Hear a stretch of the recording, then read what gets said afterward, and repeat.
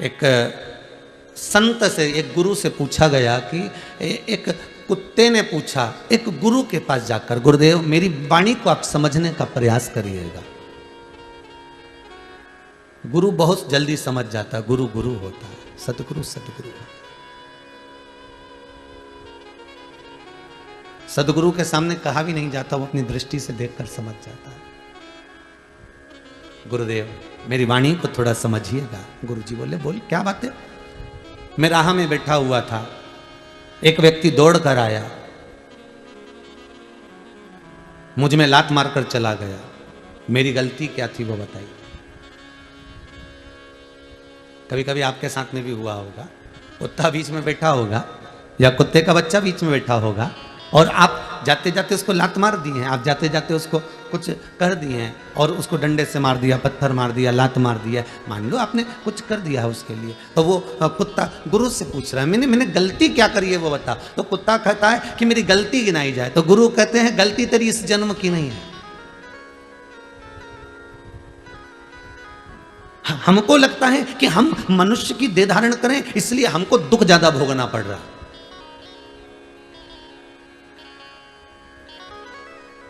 हम मनुष्य की देह धारण करें इसलिए दुख हमको मिल, नहीं नहीं नहीं, ऐसा नहीं है। जिस योनि में रहोगे, 84 लाख योनियां जो मानव की मिलती है, 20 लाख योनि तो ये पेड़ पौधे की है। जितने तुम्हें पेड़ पौधे नजर आए इस पृथ्वी पर समझ लेना 20 लाख योनि वृक्ष की, पौधों की, पत्तियों की है, दुर्वा की है।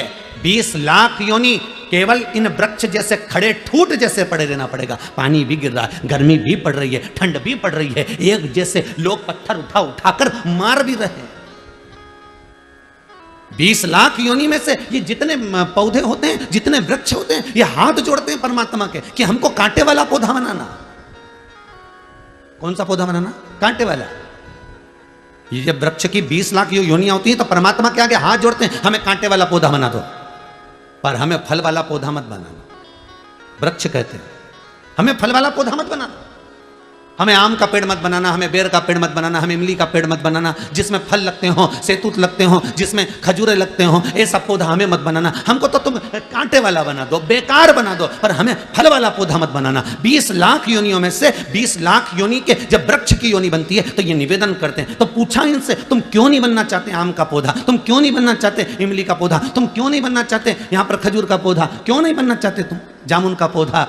तो वृक्ष कहते हैं हम पल पोस कर बड़े होते हैं, बड़ी मुश्किल से तो खड़े रहते हैं, पानी में, गर्मी में, ठंड में खड़े हुए हैं, उसके बाद भी हर साल लोग आते हैं और पत्थर मार मार कर जाते हैं। ये सहन नहीं हो पाता है, ये सहन नहीं हो पाता।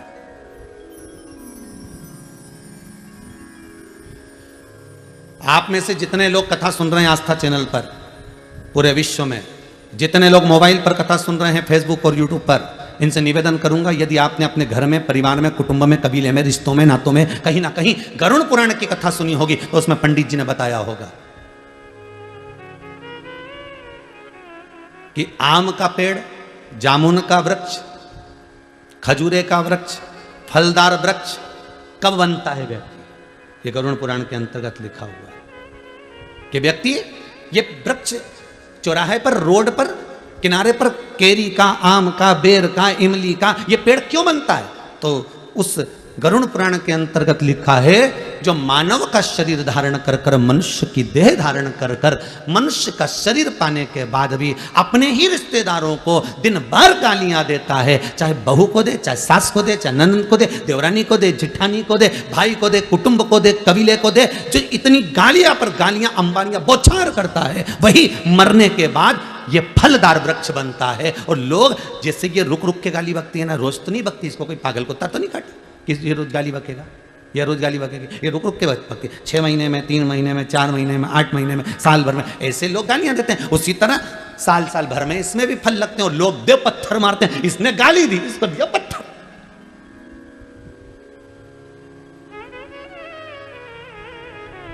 ना सास समझ पाती है कि मैं बहू को गाली ना दूं, ना बहू समझ पाती है कि मैं सास को ताने ना दूं। दोनों अगर ये समझ जाए ना, ये शिव महापुराण के पहले दिन की कथा ही समझ गए नहीं तो समझ लो जिंदगी सवर गई। कि हमने गाली दी और बेर का पेड़ बने और लोगों ने पत्थर दिया और एक बार में काम नहीं चलेगा, कितने समय तक ठूट जैसे पड़े गए। हमने अपशब्द किया, बस वो विक्रम और बेताल की कथा याद कर लो, तू बोला और मैं चला, उतने में समझ जा। हमने किसी को अपशब्द कहा, हमने किसी को ताना दिया, हमने किसी को गाली दी, हमने किसी के लिए अपशब्द कहा, बस समझ लेना इमली का पेड़ बनने वाले हो, बस बेर का पेड़ बनने वाले हो, केरी का पेड़ बनने वाले हो। और ऐसी जगह भगवान लगाएगा कि लोग पत्थर मार के जाएंगे, और पत्थर खाए बगैर तुम मानने वाले नहीं हो, क्योंकि तुम्हारे मुख से अपशब्द इतने निकल गए, ताने इतने निकल गए, गालियां इतनी निकल गई कि संबोधन किससे? जैसे तुमने बौछार करी वैसे पत्थर की बौछार होती।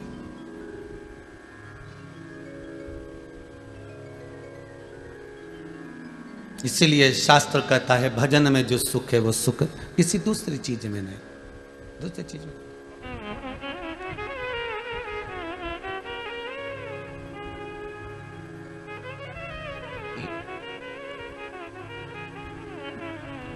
ये चंडीगढ़ के रमेश कुमार जी अगर कथा करवा रहे हैं, इन्होंने आशीष जी को लिखकर भेजा है, समीर जी को।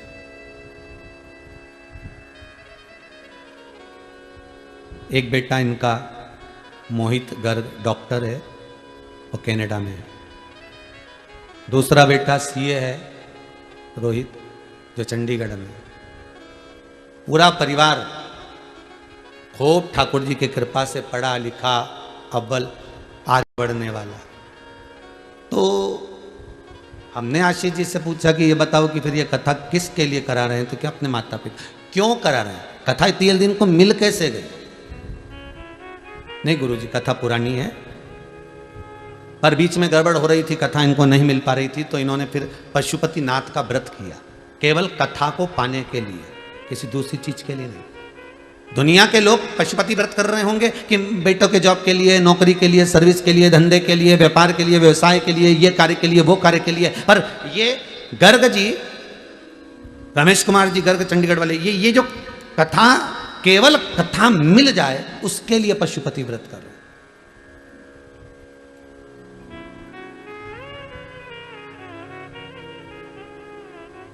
और देखिए कैलाश मानसरोवर की इन्होंने यात्रा करी तो भी वहां विनती करके आए, एक बार बस बाबा कृपा करना, एक बार कृपा ऐसी हो जाए कि बस शिव महापुराण की कथा कर रस तत्व मिल जाए। कुछ मांगना नहीं है, मांगा किसको है? परमात्मा। मांगा किसको है? केवल परमात्मा। और वो परमात्मा का चरणारविंद का अगर सुख मिल गया तो जीवन में कोई दूसरे सुख की जरूरत ही नहीं। मिलता है सच्चा सुख केवल भोलेनाथ तुम्हारे चरणों में, शंभुनाथ तुम्हारे चरणों में। वो जीवन का सुख मिल जाए बस, बहुत उतना। वो सुख सर्वप्रथम। आप अपशब्द कह दोगे, कह थोड़ी देर के लिए आपने अपशब्द कह दिया, थोड़ी देर के लिए आपके मुख से अपशब्द निकल गया, थोड़ी देर के लिए आपके मुख से गाली निकल गई, थोड़ी देर के लिए आपके मुख से ताने निकल गए, थोड़ी देर के लिए आपने किसी का दिल दुखा दिया। पर उतना याद जरूर रखना कि बेर का पेड़ जब जब यहाँ से जाओ ना, जब जब कहीं निकल के जाओ ना, तो बेर का पेड़ मिल जाए तो समझ लेना ये भी वही है, अपने रिश्तेदार। इन्हें खूब गाली बकी ने, बापड़ा बेचारा पेड़ बन के खड़ा हो गया। जब तुम इमली का पेड़ देखो तो तुम्हारे मुख पे आ जाना चाहिए ये इमली का पेड़ नहीं, ये कोई बेचारा है जिसने खूब गाली बकी ने इमली का पेड़ बन गया। जब तुम खजूर का पेड़ देखो तो समझ जाना इसने खूब गाली, जब तुम जामुन का पेड़ देखो तो समझ जाना इसने खूब गाली बकी। अर्थात इसको पत्थर जो मिल रहे हैं ये उसी के फल मिल रहे हैं जो इसने करा है।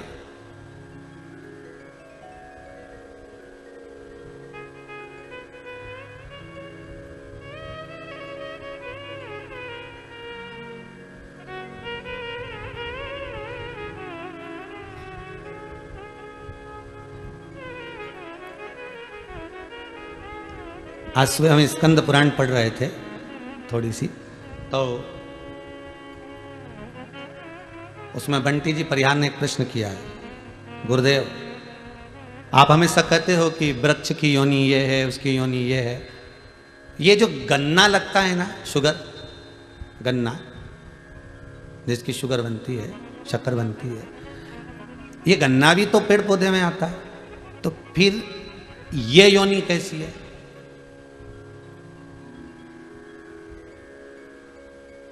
देखिए भैया, जितने लोग टीवी के सामने बैठो बड़ा ध्यान दीजिएगा कि गन्ने की भी तो योनि हुई ना, फिर ये योनि कैसी? आपने दुर्वा की कही, आपने तुलसी की कही, आपने बड़ की कही, आपने पीपल की कही, सब कुछ। तो ये जो गन्ना है जिसको लोग जूस निकाल कर पीते हैं, गन्ने का रस पीते हैं, इसकी योनि क्या? इसका भी वर्णन मिलेगा भविष्य पुराण में। स्मरण करिएगा थोड़ा सा, जहां नरकों का कथन लिखा है उसमें आपको मिल जाएगा। ये जो गन्ना है ये कोई साधारण नहीं है। ये कौन सी योनि है? तो कहा जो व्यक्ति किसी साधारण व्यक्ति को, साधारण व्यक्ति को, कई लोग होते हैं, भैया हमको जरा 1000 रुपए की जरूरत है, दोगे क्या? अब दोस्त है, बहुत प्रेमी, बहुत स्नेही, जरा 50,000 दोगे क्या? हमको जरूरत है। जरा 15,000 दोगे क्या? हमको जरूरत है। बस मैं लौटा दूंगा। और प्रेम में रिश्तेदारी बनाकर, नातेदारी बनाकर, कुटुंब बनाकर, अपना प्रेमी बनाकर, अपने स्नेही बनाकर, अपने सगे बनकर, अपने प्रेम की वाणी में जोड़कर, इतने मीठे मीठे बोलकर उससे थोड़ा थोड़ा पैसा निकाल लिया, चुरा लिया, ले लिया। अब लेकर रख तो लिया पर दे नहीं पा रहे हो। बस वही व्यक्ति की योनि जो 20 लाख योनि वृक्ष की है, उसमें गन्ने की योनि उसी की बनती है। जैसे तूने मीठा बनकर उससे निछोड़ा था, अपने पास रख लिया, तो भी मीठा बनकर ऐसे ही निचोड़ा जाएगा। और गन्ने को इतना मीठा बना दिया कि वो गन्ने की रस वाले की दुकान पे गया ने उसको वो मशीन में फिर दिया गया ने सारा रस निचोड़ा गया, सारा रस निचोड़ लिया। अभी भी नहीं छोड़ा उसको, क्योंकि इसने उसको नहीं छोड़ा था, तो इसको डबल से पलटाया। तुम देखना गन्ने का रस निकल लीजिए, इसके डबल से पलटाया, फिर दिया मशीन के अंदर और फिर दिया, फिर रस निचोड़ा। तो की बार तो जितने लोग गन्ने का गिलास ले लेके खड़े थे तो आप सोच रहे थे इसमें बचा ही नहीं कुछ भी, पर गन्ने के रस वाले का संबंध, इन्हें फिर पलटा, इन्हें फिर दिया धर के और फिर रस निकाला। अब की बार तो जितने लोग खड़े थे अभी इसमें तो रस ही नहीं बचा रहा, पूरा के पूरा ही निकाल लिया। परंतु गन्ना का रस वाला उसमें फिर 2-4 मरोड़ा, और अब की बार इसमें और मिर्ची लगे, क्योंकि इसने उसका धन खाया था, इसलिए बीच में नींबू फंसा दिया। ले, बीच में नींबू फंसाए और फिर दिया मशीन के अंदर, फिर रस निकला। अभी भी रह गया तो क्या भी रुक जा, पुदीना और डालू, रुक।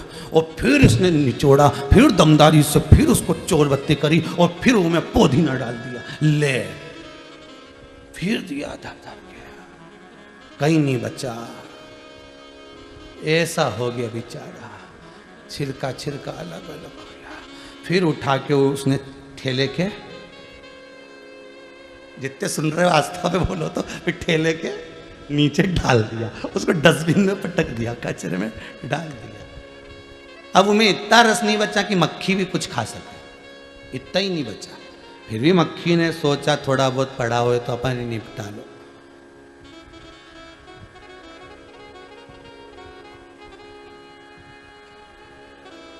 अब कहा रेते पान चुराए पर गन्ने का रस पीने गए तहसील चौराहे, गन्ने का रस पीने गए भोपाल नाका, गन्ने का रस पीने गए हाउसिंग बोर्ड कॉलोनी। तो सोचा अपन रहते तो वहाँ थे, फिर गन्ने का रस वहाँ क्यों पिया? मतलब वो जिसने खाया था उसी एरिया का था, उसी क्षेत्र का था, तो हिसाब बराबर करना है ना। तो उसने तुम्हारा खाया, तुम उसको निपटा जा, पिला दिया, भगवान के ले जा। और जिसका खाया था तो उसने चींटी बनकर निचोड़ा, अभी भी नीचे थाल तो नहीं पड़ा है वो। जिसका खाया उसने चींटी बनकर नहीं छोड़ी 8 दिन तक, 7 दिन तक, मक्खी बनकर नहीं छोड़ा, चींटा बनकर नहीं छोड़ा, उसने सब तरह से निचोड़ लिया। अब तो वो गन्ने का छिलका भी कह रहा, भगवान अगली बार किसी का रुपया नहीं खाऊंगा, सबका देख के आऊंगा, नहीं तो फिर निचोड़ा जाऊंगा। ऐसा काम मत करना, भोगना तो।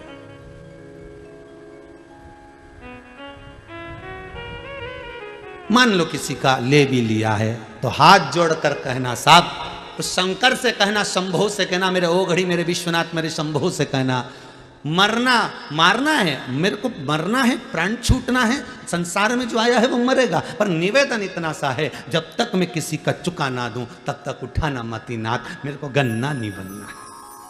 भगवान से कहना, मुझे ऐसा।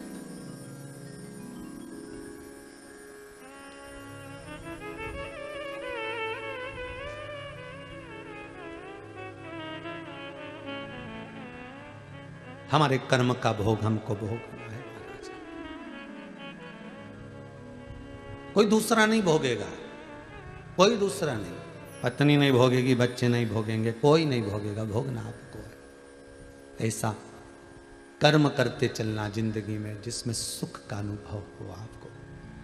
ये दिल, ये हृदय, ये चित्त, ये वृत्ति बड़ी आनंदित हो आपकी, आपको बड़ा सुकून मिले, आपको बड़ा आनंद मिले, ऐसी जिंदगी जीना, ऐसा जीवन जीना। संत जो होते हैं ना, साधु जो होते हैं ना, गुरुजन जो होते हैं, जो सत्य के गुरु हैं, जो सत्य के साधु हैं, जो सत्य के तपस्वी के भाव का आनंद ले रहे हैं,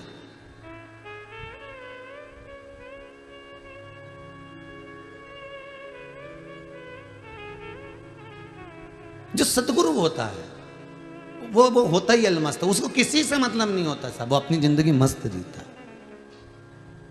इसलिए गुरुजन कहते हैं भगवान के चरणारविंद के रसास्वादन के बिना कोई सुख नहीं है, भगवान की कथा के बिना कोई आनंद नहीं है, भगवान के चरणारविंद के बिना कोई रसास्वादन नहीं है। दुनिया का सर्वाधिक सुख की अनुभूति अगर कहीं होती है तो वो परमात्मा के चरण के, इसके सिवा मिलता है सच्चा सुख केवल भोलेनाथ तुम्हारे चरणों में, शंभुनाथ तुम्हारे चरणों में। यह विनती है पल पल छिन छिन रहे ध्यान तुम्हारे चरणों में, रहे ध्यान तुम्हारे चरणों। चाहे कांटों पर मुझे चलना हो, चाहे छोड़ के देश निकलना हो, चाहे कांटों पर मुझे चलना हो, चाहे देश निकलना हो, चाहे कांटों पर मुझे चलना हो, चाहे छोड़ के देश निकलना हो, चाहे कांटों पर मुझे चलना हो, चाहे छोड़ के देश निकलना हो, पर मन नहीं डगमग मेरा हो, पर मन नहीं डगमग मेरा हो, रहे ध्यान तुम्हारे चरणों में, रहे ध्यान तुम्हारे चरणों में। है पल पल छिन छिन यही विनती है, पल पल छिन छिन रहे ध्यान तुम्हारे चरणों में, रहे ध्यान तुम्हारे चरणों में।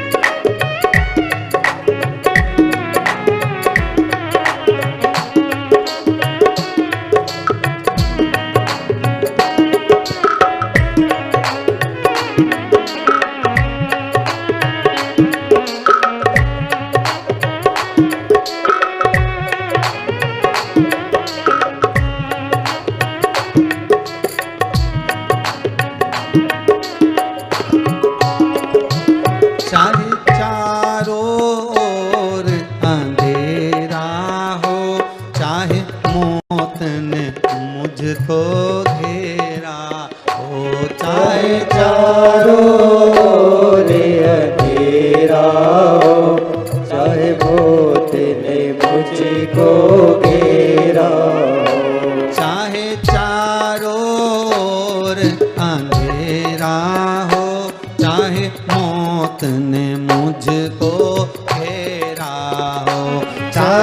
चारों रे अंधेरा हो, चाहे मौत ने मुझको घेरा हो, पर मन नहीं डगमग मेरा हो, पर मन नहीं डगमग मेरा हो, रहे ध्यान तुम्हारे चरणों में, रहे ध्यान तुम्हारे चरणों में, मिलता है सच्चा सुख केवल भगवान तुम्हारे चरणों में, भोलेनाथ तुम्हारे चरणों में, भोलेनाथ तुम्हारे चरणों में, शंभुनाथ तुम्हारे चरणों में, भोलेनाथ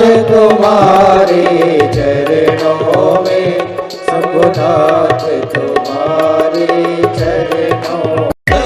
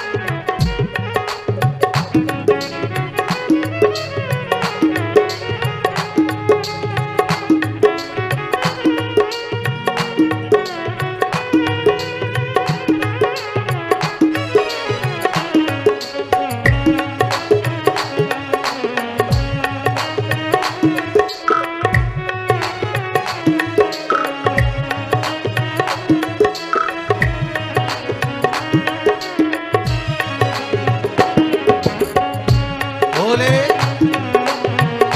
हर भोले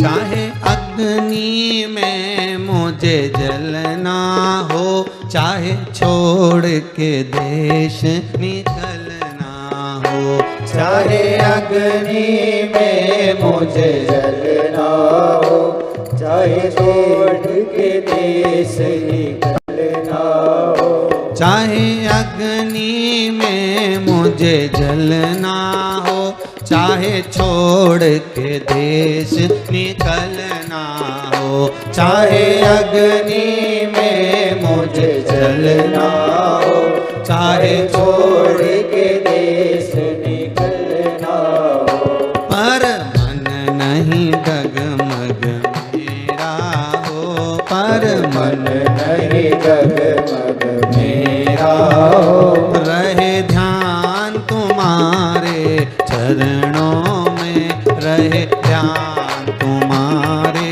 चरणों में, मिलता है सच्चा सुख केवल भगवान तुम्हारे चरणों में, भोलेनाथ तुम्हारे चरणों में, शंभुनाथ तुम्हारे चरणों में, शंभुनाथ तुम्हारे चरणों में, विश्वनाथ तुम्हारे चरणों में, विश्वनाथ तुम्हारे चरणों में, सोमनाथ तुम्हारे चरणों में, सोमनाथ तुम्हारे चरणों में। हर हर महादेव। भगवान के पावन चरणारविंद का सुख मिले, कर्म का भोग भोगना तो है, कैसे भी भोगना पड़ेगा, पर भोगना है।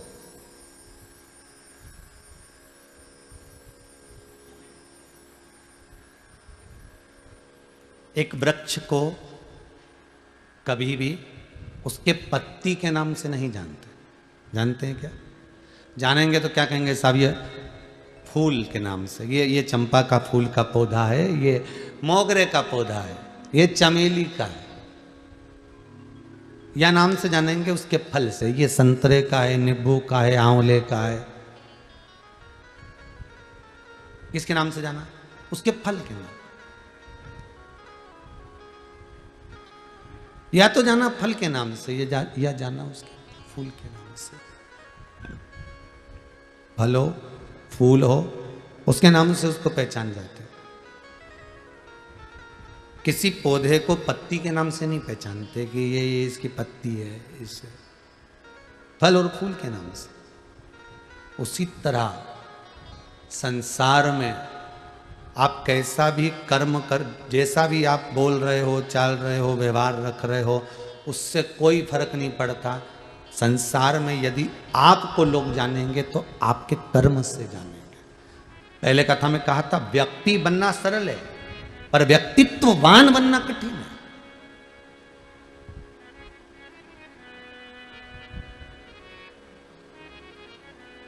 व्यक्ति बनना सरल है पर व्यक्तित्ववान बनना कठिन है। एक ही नाम के ना जाने कितने लोग होंगे साहब।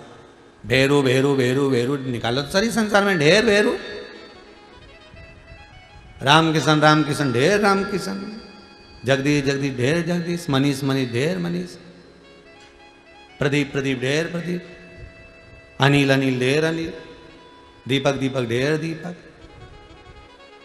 अशोक अशोक, आकाश आकाश, अभिषेक अभिषेक ढेर, रविंद्र रविंद्र ढेर रवि, दीनानाथ दीनानाथ ढेर दीनानाथ ढेर पड़े।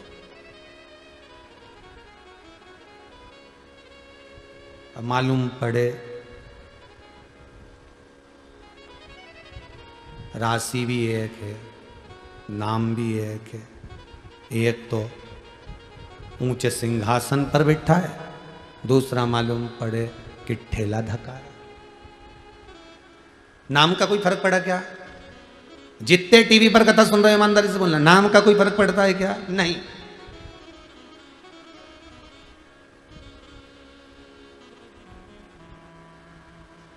फिर वो वाली कथा आ गई। एक पत्नी के पति का नाम था ठनठन पाल।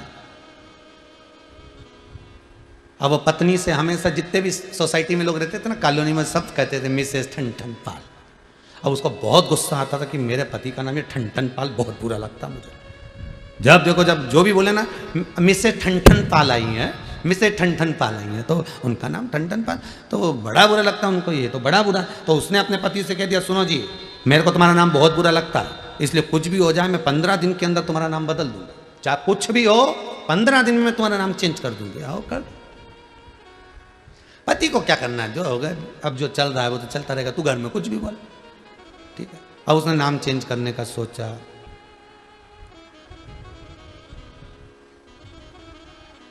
आगे गई एक बार मार्केट घूमने की, कोई अच्छा नाम ढूंढ के आऊं। जाते जाते उसने एक बुढ़िया को देखा, झाड़ू लगा रही थी, कचरा बीन रही थी। सुबह सुबह पूछ लिया, तुम्हारा नाम क्या है? लक्ष्मी। इसके मन में आया, बताओ गजब, बहुत बढ़िया। और आगे गई,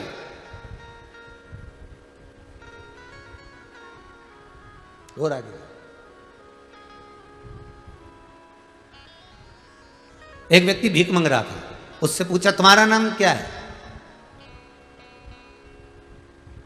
कुबेर सिंह। अच्छा, मन में आया गजब। और आगे गई, किसी से पूछा, क्यों, किसकी अर्थी जा रही है? कौन मर गया? अमर सिंह मर गया।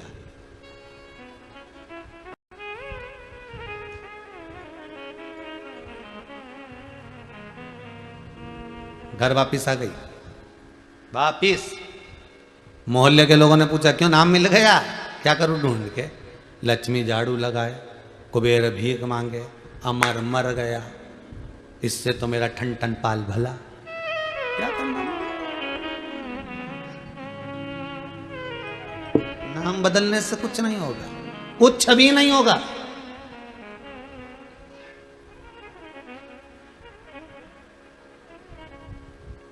चाहे गूगल पर सर्च कर लो, चाहे नामावली में सर्च कर लो, मेरे बच्चा होने वाला, लड़का होने वाला, उसका नाम क्या रखूंगे? ये नाम रखूंगा। लड़की का नाम ये क्या होगा इससे? इसका मतलब ये है कि लक्ष्मी, इसका मतलब ये है कि हनुमान, इसका मतलब ये है कि ये राम। तुम रखो, नाम रखने से कुछ नहीं होगा। एक नाम के ढेर पड़े हैं, थोड़ा सा कर्म अच्छा होना चाहिए। नाम कुछ नहीं कर पाता, कर्म सब कुछ कर जाता है। एक साधारण सा गरीब सा व्यक्ति भी, एक सिंपल सा साधारण सा व्यक्ति भी अपने कर्म के कारण आगे बढ़ जाता है, अपने कर्म के प्रभाव से।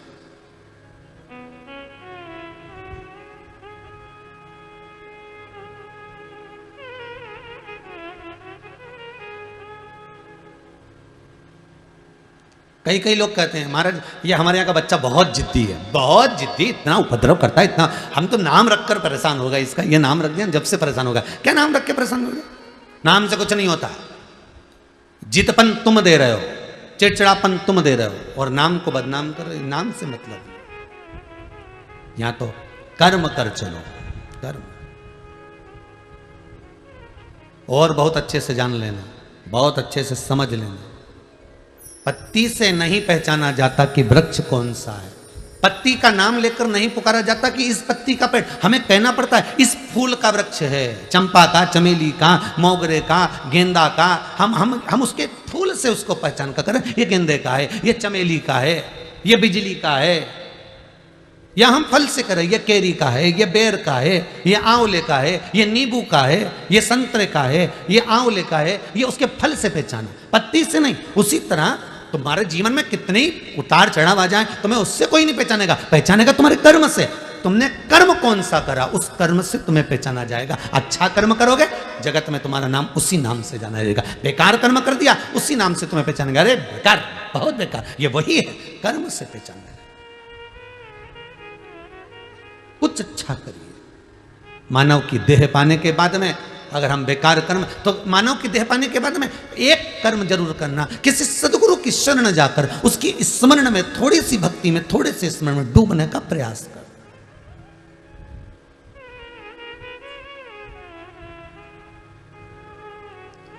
जब कथा विराम हुई इससे पहले वाली ऑस्ट्रेलिया वालों की, उसमें हमने कहा था कि इसके बाद वाली जो कथा है गुरु पूर्णिमा के नजदीक में है, इसलिए इस कथा में गुरु चरित्रों का वर्णन करेंगे।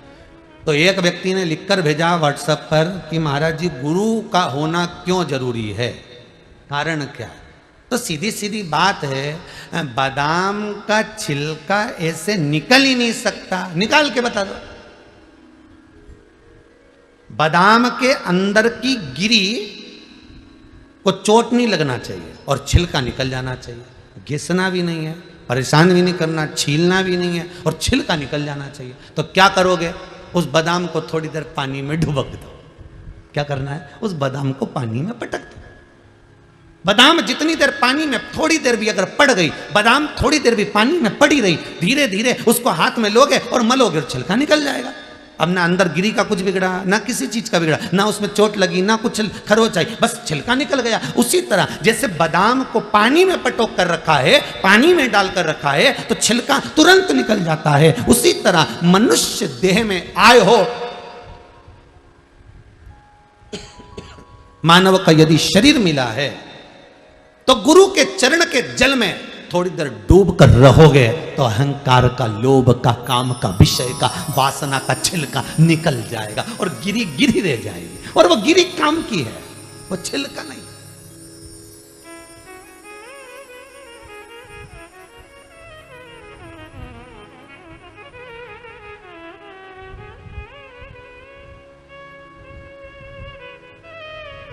वो गिरी ही काम की है। गुरु चरणारविंद के जल में जब तक डूबे रहोगे तो छिलका निकलने में देरी नहीं लगेगी। अहंकार, काम, लोभ, विषय, वासना, आसक्ति, तृष्णा निकलने में देरी नहीं लगेगी। गिरी भाग रहेगा तो सुख का अनुभव होगा, आनंद।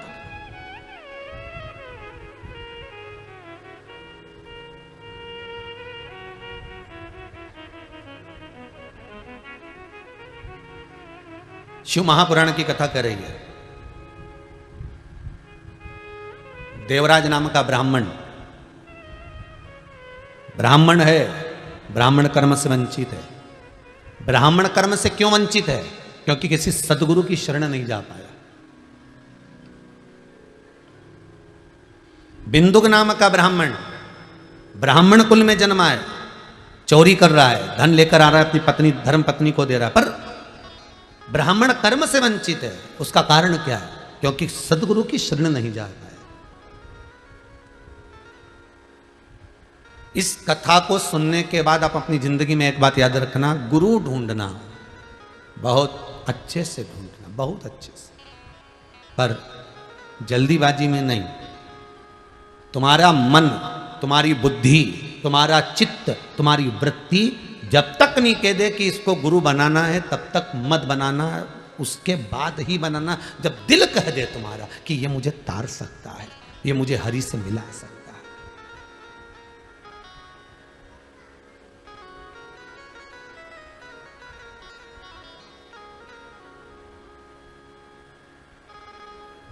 ये मुझे परमात्मा से मिला सकता है।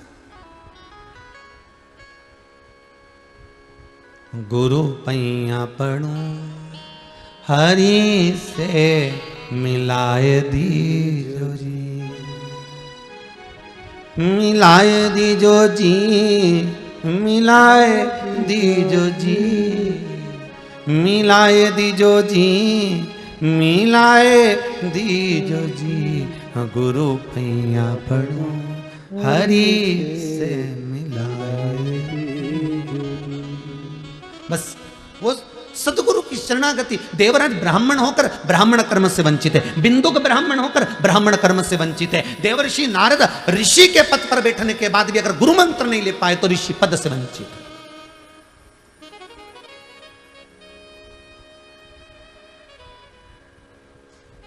वो सुख कहां, वो आनंद की अनुभूति कहां?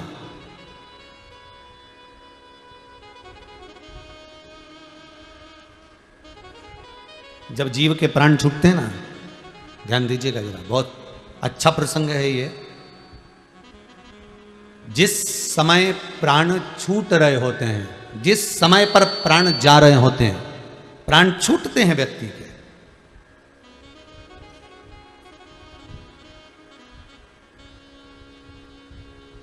देवलोक, प्रेतलोक। कौन सा लोक है? प्रेतलोक, जिसमें व्यक्ति भूत की योनि पाता। भूत की योनि से भी आप उसको भी समझ लें थोड़ा सा। जैसे कई लोग जाते हैं और जाते जाते उनको कोई ऐसी हवा लग जाती है, भोजन नहीं भा रहा है, गिदा पड़ा हुआ है, रो रहा है, हंस रहा है, कोई ऐसा काम कर रहा है, सुध नहीं बन पा रही है, वो जो उसको थोड़ा सा कहते हैं इसको हवा लग गई, इसको थोड़ा भूत लग गया, इसको कोई प्रेत लग गया।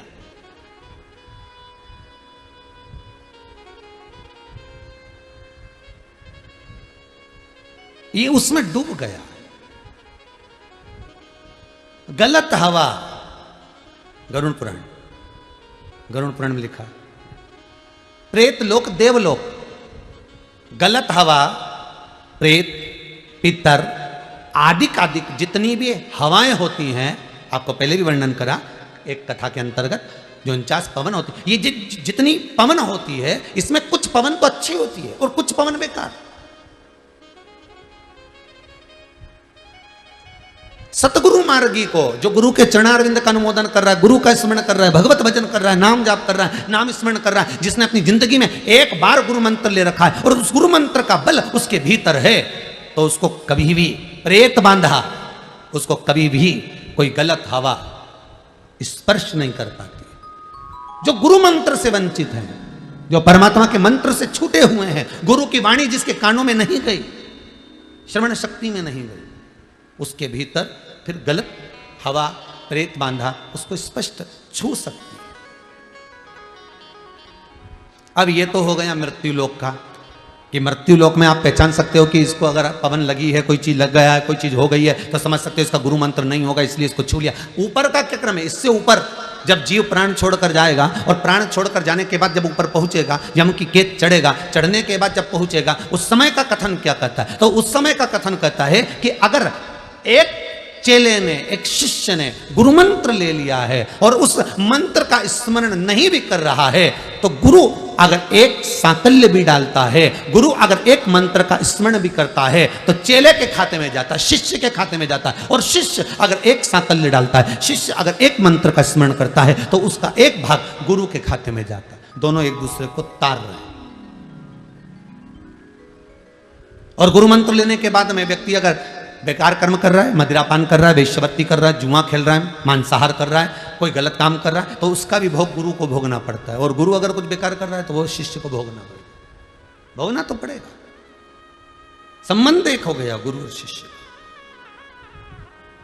इसलिए गुरु पैया पढ़ू हरि से मिलाए दीजो जी, मिलाए दीजो जी, मिलाए दीजो जी, मिलाए दीजो जी, मिलाए दीजो जी। गुरु पैया पढ़ू हरि से मिलाए दीजो जी, गुरु पैया पढ़ू हरि से मिलाए दीजो जी। गुरु वो शब्द है, गुरु वो आनंद है जो परमात्मा की शरणागति में ले जाकर छोड़ देता है, परमात्मा के चरणों में ले जाकर छोड़ दिया। देवराज चोरी कर रहा है, धन चुरा कर ला रहा है, शंकर के मंदिर में पहुंच भी गया है, तो भी शिव महापुराण में उसका मन नहीं लगा है। बिना गुरु मंत्र के जीव का चित्त भगवान की कथा में लग जाए बहुत बड़ी बात है, यह पूर्व का ज्ञान होगा इसलिए लग गया।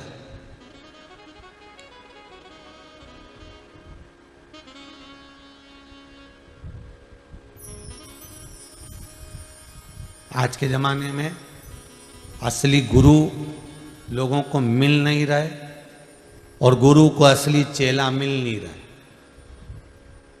देखिए जरा, असली गुरु नहीं मिल रहा और गुरु को असली चेला नहीं मिल रहा। एक गुरुजी तखत पे बैठे थे, शालिग्राम जी की पूजन कर रहे थे।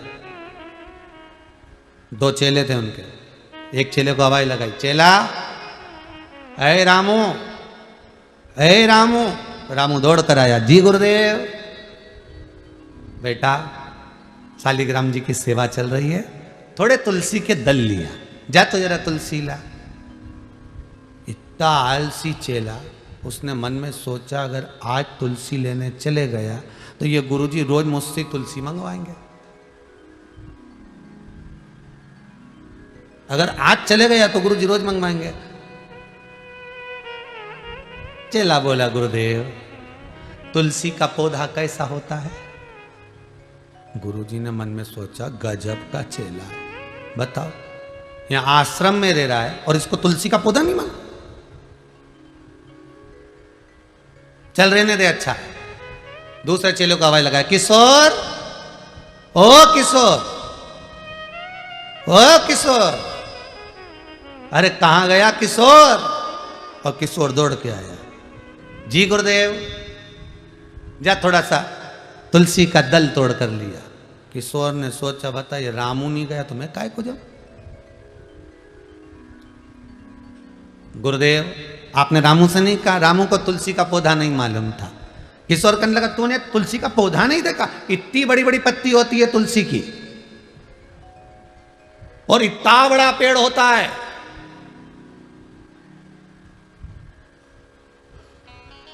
कभी नहीं देखा तूने? मेरी तो मम्मी ने दिखाया था, इतना बड़ा पेड़ और इतने बड़े बड़े पत्ते।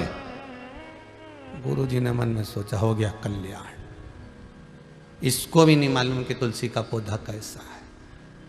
किशोर तूने तुलसी का पौधा नहीं देखा? गुरुदेव मेरे को मालूम, मेरी मम्मी ने ऐसे ही बताया था। इसने सोचा अपन जाएंगे और अपने माथे आ गए, फिर अपन कोई बुलाएंगे बार बार तुलसी लाने के लिए, अपन भी नहीं जा। अब दोनों ही चेला बड़ा आलसी, पर गुरु तो गुरु थे। दोनों बोले, गुरुजी हमको नहीं मालूम तुलसी कैसी है, आप नहीं चले जाओ। गुरुजी बोले, अब शालिग्राम जी की सेवा छोड़कर मैं कैसे जाऊं? तखत पे बैठे थे गुरुजी 80 किलो के, उसी पे थे शालिग्राम। उन्होंने दोनों चेलों से कहा, एक आगे से उठा, एक पीछे से उठा। उठकर नहीं जाऊंगा, सेवा कर रहा हूं, उठाओ। और दोनों ने उठाया, दम लगा के ऐसा, दम लगा के ऐसा, गुरुजी को तोक के तखत समेत ले गए। तुलसी जी के क्यारे, ये बस बस बस, रोको रोको रोको रोको रोको, अब तोड़ के लाओ। तुलसी दल लाए, गुरुजी को दिया। गुरुजी ने शालिग्राम जी के चढ़ाया। गुरुजी बोले, ले चलो वापिस, वापिस ले चलो। इन्हें फिर उठाया और उठा के ले जाके फिर तखत को रखा। गुरुजी बोले बेटा तुलसी का पौधा भूलोगे तो नहीं। चेला उन बोला तब जिंदगी भर नहीं भूल। 80 किलो का तुम 40 किलो का तखत उठाए उठाए हमारी नानी याद आ गई और कह रहे भूलोगे तो नहीं। अब ये तुलसी का पौधा हमारा बाप नहीं भूला, कभी जिंदगी में नहीं भूला। यह तुलसी का पौधा भूलोगे तो बस ऐसी होती है तुलसी। रामू बोला गुरुजी मेरे को मालूम होता हम पहले तोड़ रहा था, हालत खराब करने से अच्छा मेरे को पहले ही मालूम होता मैं पहले तोड़ रहा था। किशोर बोला मैंने तो सुबह तो नाश्ता करा था सब पच गया, मुझे क्या मालूम था कि तुलसी का पौधा इतना छोटा सा होता। गुरुजी अब तो देख लिया, अब देख लिया ना। गुरु पैया पढ़ू हरि से मिलाय दी जोरी। गुरु गुरु होता, चेलो दंडी होते, पर चेलों के लिए सदगुरु ही मार्ग है, सदगुरु मार्ग।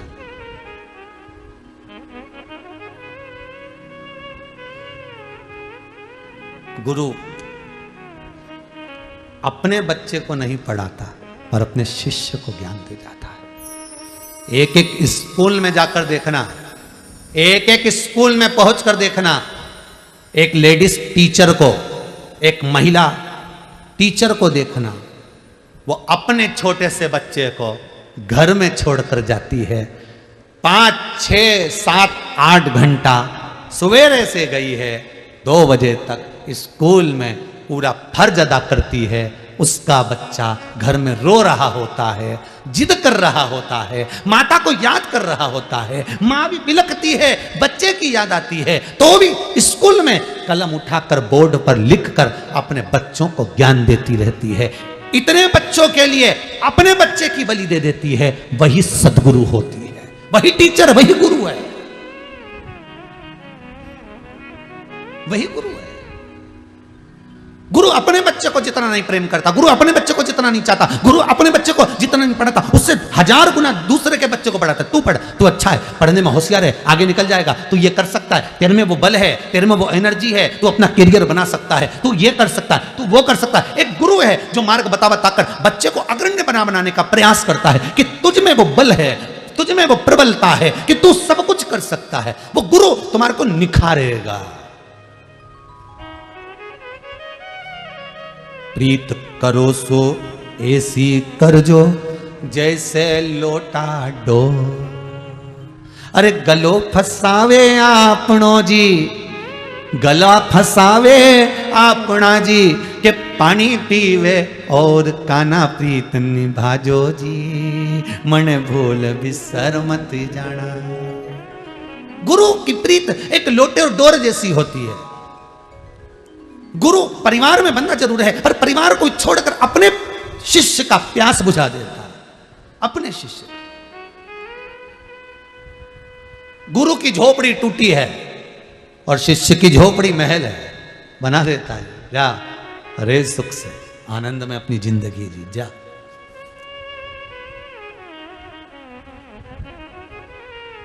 जा सुख की जिंदगी।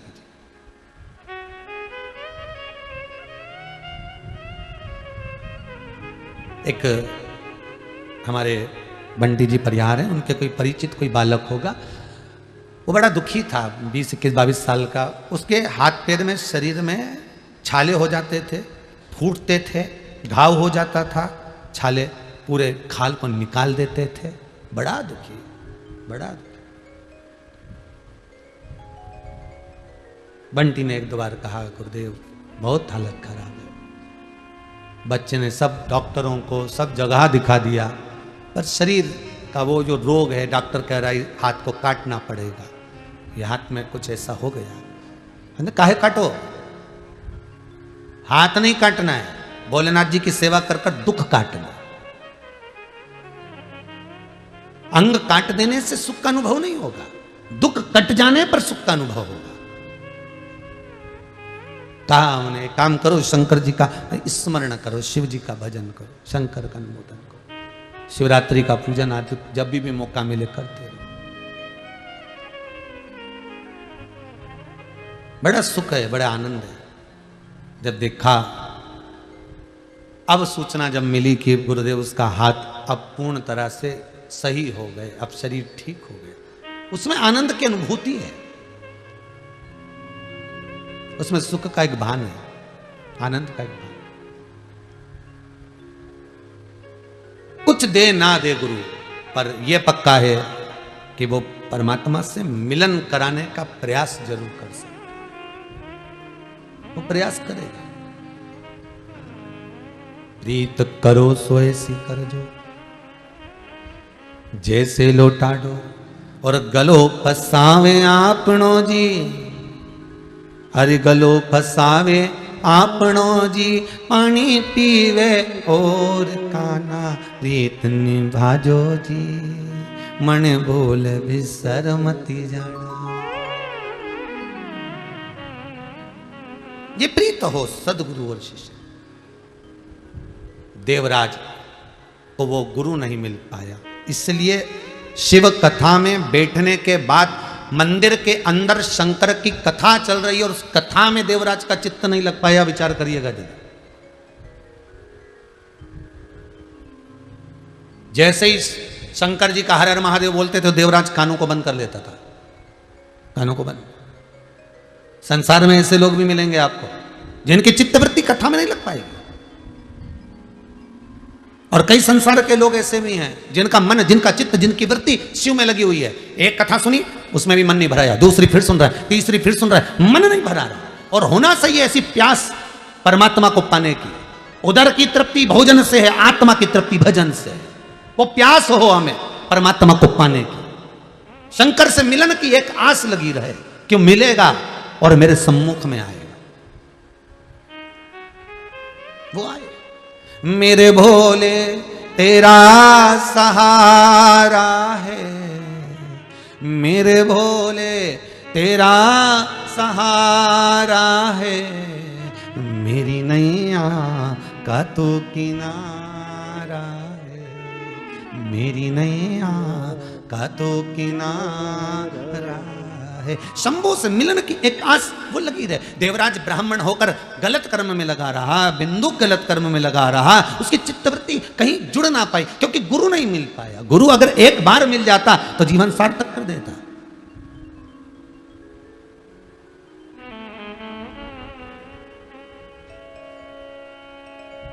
एक बार अगर मिल गया गुरु तो फिर जीवन सार्थक। नहीं मिला,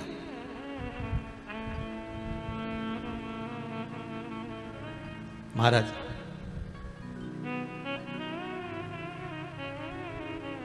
एक ही है संसार में जो तुम्हारे मुख पर तुम्हारे दोष बता सकता है। कौन? जम के बोलिए जरा। गुरु। एक मां भी अपने बच्चे का दोष नहीं बताएगी, छुपा लेगी। एक पिता भी अपने बच्चे का दोष नहीं बताएगा, छुपा लेगा। अरे गुरु अपने शिष्य के सामने मुंह पर बोल देता है, तू ऐसा है, तूने क्यों ऐसा क्यों करा, तूने बात, तू मोबाइल का ज्यादा प्रयोग क्यों करता है, रख दिया कर, इतनी रात तक नहीं चलाना, ऐसा नहीं करना। केवल एक गुरु होगा जो बार बार टोकेगा, सतगुरु होगा जो बताएगा। और कुछ देर अगर गुरु के पास बैठो तो वो पक्का है तुमको धोने का प्रयास करेगा, निखारने का प्रयास करेगा, अगर गुरु की शरण में। पर बहुत कम लोग होते हैं जो गुरु के पास जाकर बैठते हैं, क्योंकि उनको मालूम है अगर गुरुजी के पास जाकर बैठेंगे और कुछ बोल दिया तो, गुरुजी कुछ कह दिए तो, गुरुजी कुछ कहे तो वो गुरु निखारता है, खूब रगड़ता है, खूब मलता है।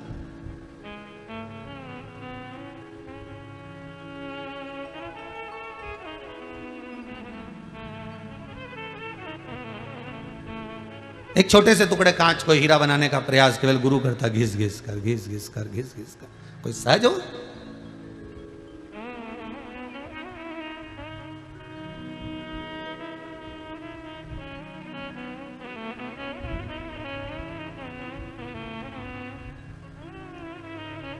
रुक्मणी जी को भगवान कृष्ण नहीं मिलते। मिलते क्या? किसी हालत में नहीं मिलते।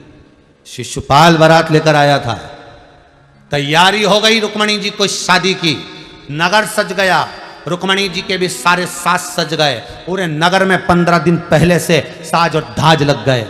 रुक्मणी को कृष्ण नहीं मिलते।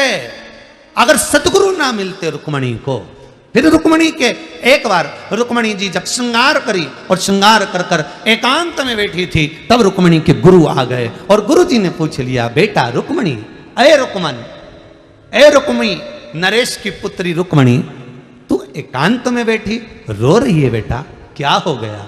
गुरु बड़ा विचित्र होता है, दिल की बात को तुरंत जान जाता है। क्या हो गया तुझको, तू क्यों रो रही है?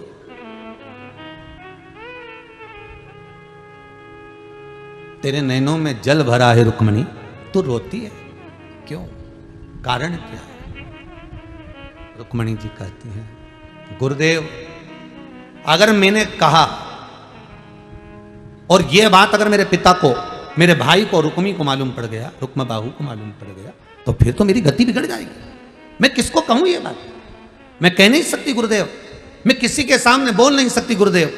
गुरुजी बोले, मेरे सामने तो, पर गुरुदेव अगर मैंने आपको भी कहा, आप तो राजगुरु हो, हमारे नगर के गुरु हो, हमारे राजघराने के गुरु हो, और आपको मालूम पड़ा, आपने कुछ कह दिया, तो गुरु कहते हैं कभी नहीं छुपाना है। एक डॉक्टर,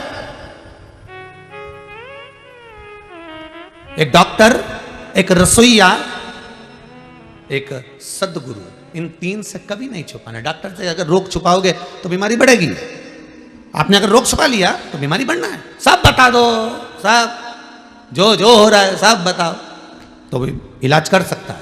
तुम छुपा कर रखोगी, एक बीमारी बता दी तुमने, दूसरी नहीं बताई, दूसरी नहीं बताई, तीसरी नहीं बताई, तो छुपाएगी तो बीमार होगी। ये इतने सारे लोग ये कोरोना महामारी में, दूसरी लहर में जो मरे हैं, शांत हुए हैं, ये क्यों हुए?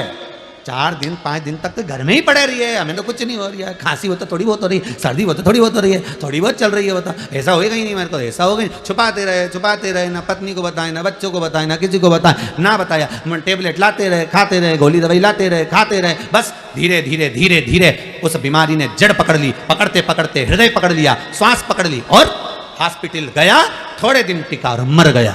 छुपाया इसलिए मरे। कोरोना की जांच कराएंगे, लोगों को क्या मालूम पड़ेगा? लोग कहेंगे इसको कोरोना हो गया। अरे दरबार, अरे बीमारी छुपाने से बढ़ती है साहब। तुम तो छाती ठोक कर कह दो हाँ कोरोना हुआ है, क्या कर लोगे? इलाज ही तो होगा ना, 4 लोग बता तो देंगे कि इसको ले जाओ, पकड़ के हॉस्पिटल भर्ती करो, बेचारा ठीक हो जाएगा। पर केवल छुपाया। ये जितने मरे हैं ना, सब छुपा छुपा के मरे हैं। क्यों छुपाओ साहब? किस लिए छुपाओ? पत्नी कह रही किसी को मत बताना, तुम मैं सब इलाज करवा दूंगी। पति कह रहा तू चुपचाप पड़ी रहे, मैं सब इलाज कर दूंगा, मैं अच्छे डॉक्टर से बात कर रहा हूँ, मैं फोन पे संपर्क में लगाऊं, मैं ये ला रहा हूँ, मैं वो ला रहा हूँ, पर जांच मत कराना, जांच मत कराना। मालूम पड़ गया मोबाइल में मैसेज आएगा, सबको सूचना मिल जाएगी इसको कोरोना हो गया है। हे राम, द्वारकानाथ गजब का ये कथा कह रही है कि डॉक्टर से, वेद से, गुरु से छुपाओ मत, और यहाँ के छुपाओ तो ये जाओ। कौन सा बोले मत छुपा? हम तो अच्छे का इलाज कर देते। फिर परिवार वालों ने कहा एक काम करो, इसको अच्छी अदरक का दूध दे दो, हल्दी का दूध दे दो, और व्हाट्सएप पे तो बहुत सारे डॉक्टर उन चीज़ों लिख के भेज रहे थे, ये कर दो, वो कर दो, नींबू का रस डाल दो, नाक में ये डाल दो, उसमें वो डाल दो, सब कर। इसके बाद क्यों निपटी गया रही है? इसके बाद क्यों मरा? छुपाया। पहले जैसे ही तकलीफ हुई थी जांच कराता, दवाई खाता, बाल बाका नहीं होता, पर छुपाया। गुरु से क्या छुपाना, सदगुरु से क्या छुपाना, डॉक्टर से क्या छुपाना? यही तो शिव पुराण कह रही है कि छुपाना क्या है।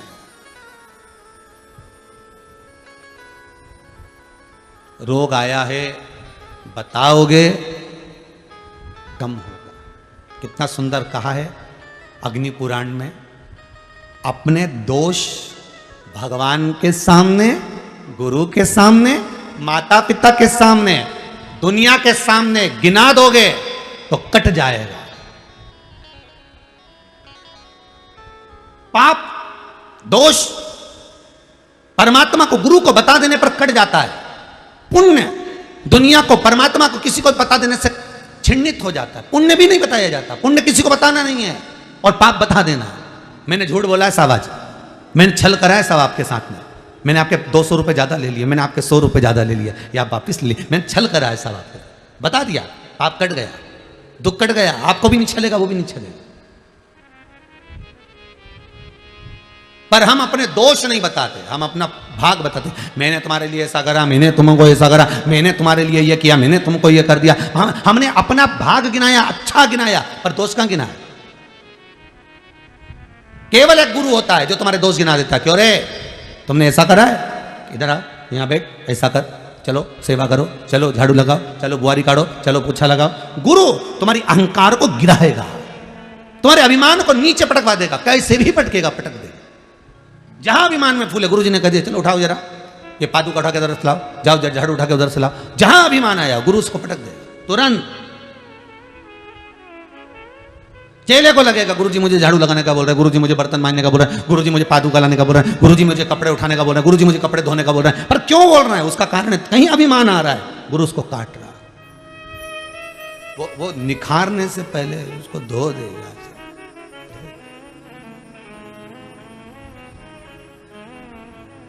निखारना है उसको। कितना सुंदर लिखा है अग्नि पुराण में, स्वयं व्यक्ति